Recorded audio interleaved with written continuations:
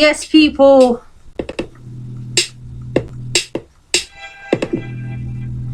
The bass line on that is heavy each and every time. Big shout out to everybody sending lots of love, lots of blessings. It's greatly appreciated. And of course, we've got the Green Lion crew here, okay, live and direct on the phone, ready to talk to us on the Big Bad Station.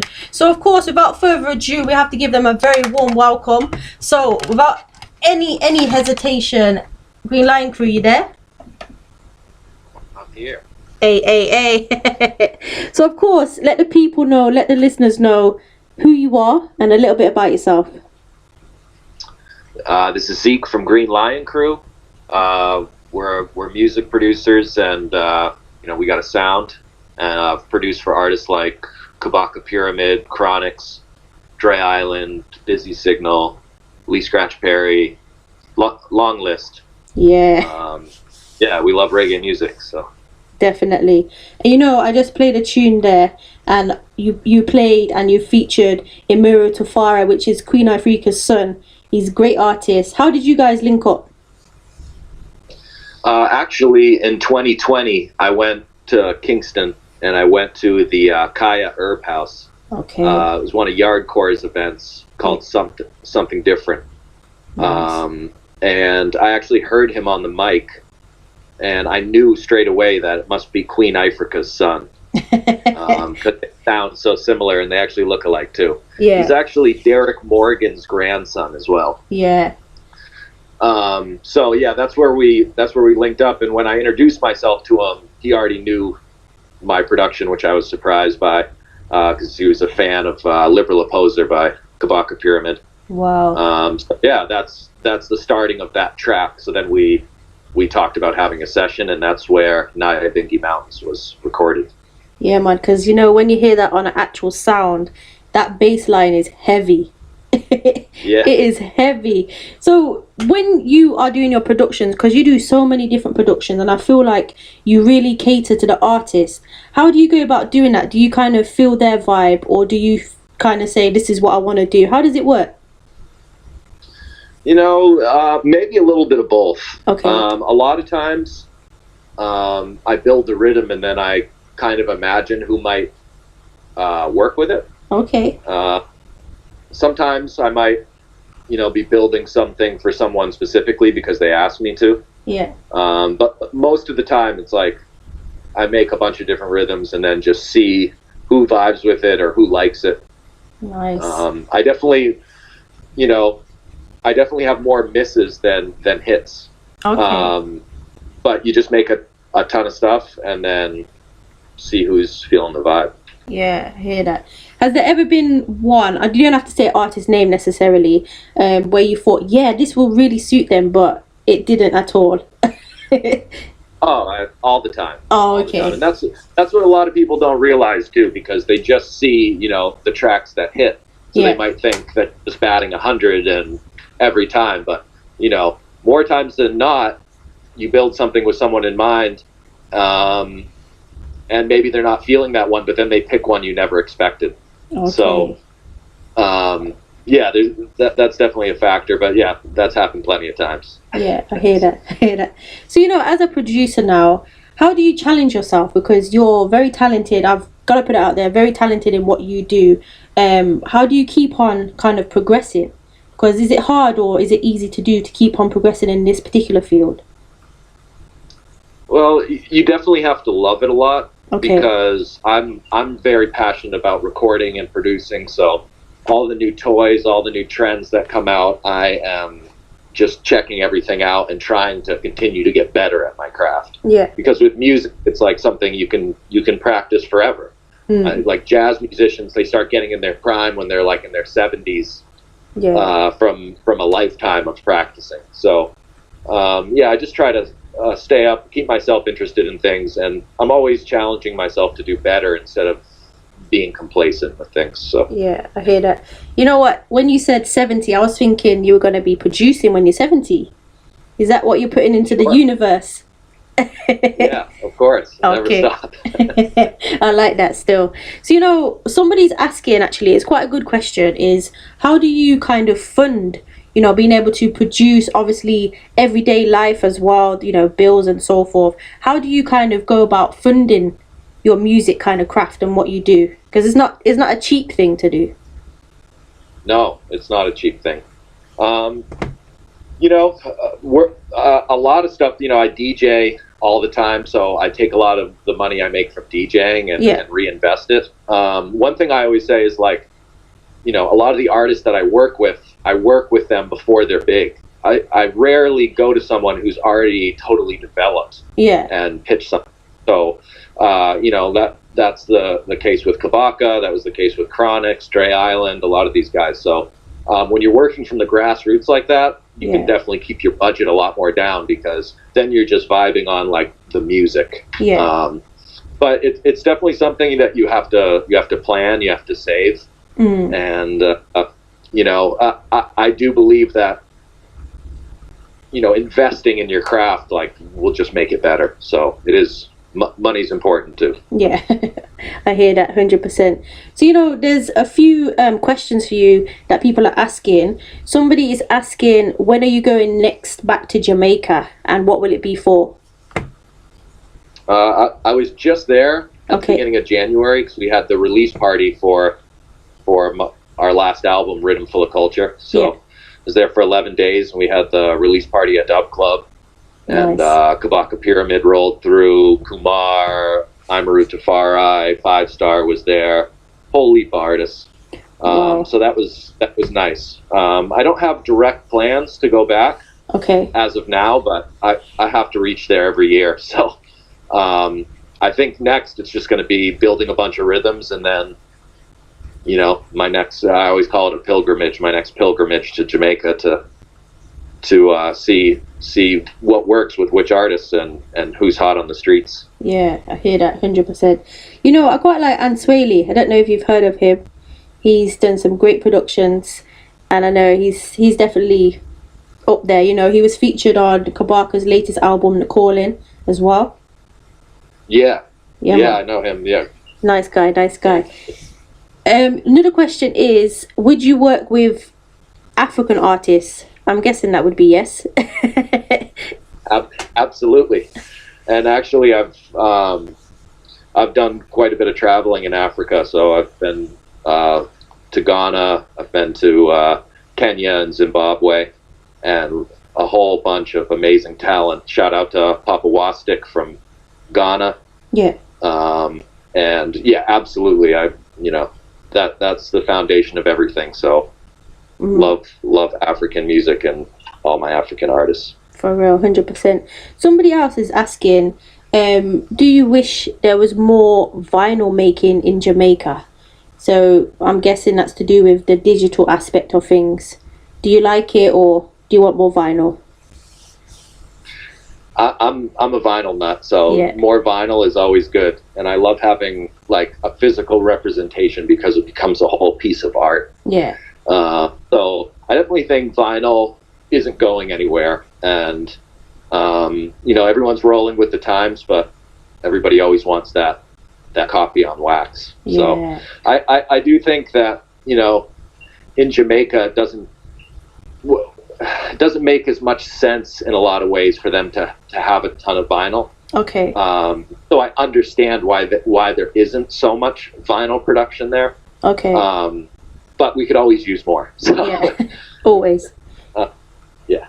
So is there a vinyl that you've treasured? Like, it could be whatever it could be. What would it be? Like the vinyl that you think, this is always going to be mine? Well, I do collect vinyl, so I have a big collection of vinyl. Oh, okay. Some of my favorite old records are like Keith Hudson, Pick a Dub. Okay. I'm a big fan of 4th Street Orchestra, which is Dennis Bovell. Yeah. So like old albums like You Learn, anything Scientist, big Scientist fan. Yeah. There's another dub album that I love called The Hard Way. Okay, yeah. Which is another, I'm pretty sure I actually have it right here. It's Scientist, Maxie, and Barnabas. Nice. It's an amazing dub called 3 The Hard Way. Wow, yeah. But I treasure my vinyl. So I hear that. I can hear the passion when you're talking about it. For real. yep, and Max Romeo. Yeah. I have that's one of my favorite albums ever. I'm blanking on the name right now, but vinyl is the key to everything because it's done so much for the culture. So you can't 100%. forget about vinyl, of course. 100%. And there's somebody asking a question, asking you, what tune would you recommend from your catalogue if you've never heard any of your music before, or any of your production, should I say? Which one would you direct them to go and check you out? That's a tough one. You got so many though. I probably there's a lot of them. I would, and it depends on their style, because I always say, like, we're almost like schizophrenic producers because we have so many different styles that we do. Yeah. But a lot of times, if people haven't heard anything, I usually tell them to check out Liberal Opposer by Kabaka Pyramid. Yeah, that's a fire tune. It's fire. So what's next for you? I mean, you've done so much already, but what's in the pipeline, and how can people check out some of your work that you've been doing? Well, we're just going to keep pushing forward, releasing new music. I got a track with Sizzla coming out. We have another tune coming out with Anthony B. We're working on a bunch of tunes with Medisun. Yeah. So yeah, just keeping the production going, and going out on the road is always, playing shows. So got a bunch of shows lined up for this summer, and so just keep pushing, keep doing the same thing because we love it. So yeah, definitely. And has there been a favorite show for you? Because you've done loads of different shows, but has there been a favorite one that you keep that in your memory forever? Yeah, probably. I did a little run opening up for Lee Scratch Perry. Okay. Who's my all-time favorite producer. Yeah. And so I had a couple really memorable shows. One particularly at the Middle East in Boston, opening up for him, and I brought a big stack of vinyl, and he signed all my vinyl. We got to hang out quite a bit, and he actually took a Band-Aid and Band-Aided his spliff with my copy of Super 8. So I like that. That you know what? That's Scratch all over. That is. Rest in power to Scratch, for real. Yeah, he dubbed the signing of the record, if that makes sense. Yeah, he did, literally. Somebody's asking, are you doing any shows in the UK? Nothing planned, but I would love to play in the UK. I've been to London when I was like 12 years old, but haven't been back since. But wow. I've always gotten a lot of love from London and BBC. And so, yeah, sooner than later that needs to happen. 100%. And how can people book you if they wanted to book you? You can just reach out to greenlioncrew@gmail.com. All my social media, anything Green Lion Crew, message us on there. But yeah, simple as that. Nice. And somebody else is asking, what can we expect from the Sizzla tune that you mentioned? It's a Positive Roots tune. There's no specific date yet. Okay. But it's all finished, and so I have it turned into the label, and so I'm just waiting on a release date. Nice. So when it comes to the production aspect of things, what kind of advice would you give, say, people up and coming in the business, who might not know necessarily about copyright, royalties, and all these other things? How can they find out about this? I think just by trying. Okay. The most important thing is just to believe in yourself and to keep chipping away at things, because it's nothing. You're not going to figure everything out right from the jump. Yeah. And I'm still learning as I go, but just following your passion and believing in yourself. Yeah. Because I mean, even early on, all this stuff that I'm doing now, that would have been like a dream back then. But I just started sending emails to people, or started reaching out to people that I thought were good and that I wanted to work with. Yeah. So it's definitely just putting in the work and getting good at your craft and just sharing those vibes with other people. Yeah, definitely 100% agree with that. Somebody's asking, would you do studio visits? So I'm guessing for young people where they would come into your studio and, you know, you'd show them what to do and those sort of things. Would you ever consider that? I think they're asking. Yeah, sure. I mean, I have my own private home studio, but I'm always down to share knowledge with people. Yeah. I think this is the age of like sharing knowledge and everyone learning together. Because here's the deal: is like some people are worried about, you know, maybe, you know, giving out their information that they will work so hard for. It never stops. And so if someone is just gonna try to take your information and run with it, if that's all they got, they're already behind. Yeah. I hear that. So just continuing to learn and sharing information, I think, is key. Yeah, man, definitely. And of course, how can people connect with you on socials, and have you got a YouTube channel that they can connect with you on as well? Yep. Green Lion Crew on Instagram and TikTok. We do have our YouTube. We actually just recently released some videos for our album. We have a video on there with Jesse Royal and Kumar. Yeah. With another video with Runckus, Royal Blue, and Medison. Yeah. The video with Imaru Tafari. So, yeah, Green Lion Crew is the YouTube channel. So Nice. People, you need to check that out. Some fire videos on there. I can say that for real. So any final thoughts that you would like to say to your listeners, the people, and of course people that have been supporting you? I mean, I am so thankful for everyone that listens to reggae music, supports reggae music. We all do this. We're all involved because we love it, and because the music really has a powerful message behind it. So there's a lot of purpose there. Yeah. So I just continuing to, you know, align energies is crucial. And, you know, we're all one, like the fans, the artists, we're all going for the same goal. So appreciate everyone who's been listening and who enjoys the music, and yeah, can't wait to share more vibes. For real. And you know what, it's been a blessing speaking with you again. And you know, it's really nice to hear different aspects of the music. You know, we hear from artists a lot, but it's great to hear a producer and kind of putting out your works and what you do. And definitely any productions you have, please send them my way.